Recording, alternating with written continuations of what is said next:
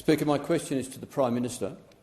Prime Minister, a great many Australians would have been thrilled by the House of Representatives, including you and your government, voting yesterday in favour of my motion, stressing the importance of bringing the Julian Assange matter to a close so he can come home to his family.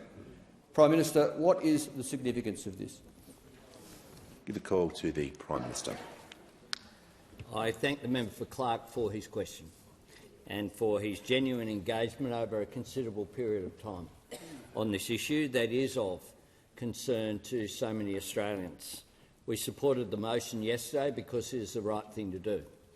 I have said the same as Prime Minister and conducted myself as Prime Minister in the same way I did as Leader of the Opposition, in making advocacy on behalf of the view that I believe Australians hold across the chamber, including some members of the National Party and Liberal Party over a period of time, crossbenchers, the minor parties, but of course members of the Australian Labor Party, that would have a range of views about the merits of Mr Assange's actions, but have come to the common view, a view that has been put also by the Leader of the Opposition, that enough is enough and that it was time for this to be brought to a close.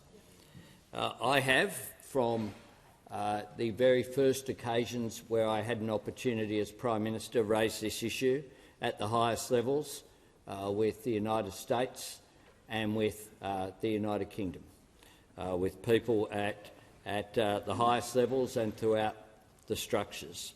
It has been raised by our diplomats as well, including the Ambassador to the United States and the High Commission to the United Kingdom, who has visited Mr Assange in prison as well to check on his welfare. Now, people will have a range of views about Mr Assange's conduct, and you and I mightn't agree, frankly, on the nature of that conduct. But regardless of where people stand, this thing cannot just go on and on and on indefinitely.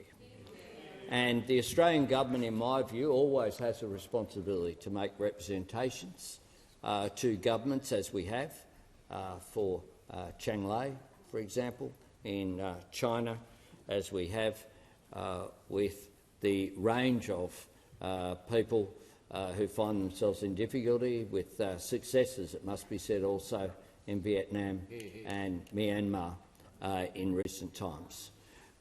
It is important that we have a calibrated and deliberate approach to this engagement.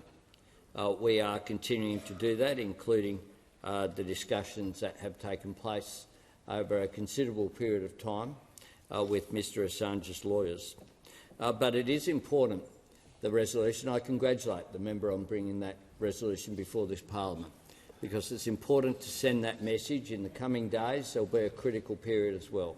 I hope this can be resolved. I hope it can be resolved amicably. It's not up to Australia to interfere in the legal processes of other countries, but it is appropriate for us to put our very strong view that those countries need to take into account the need for this to be concluded.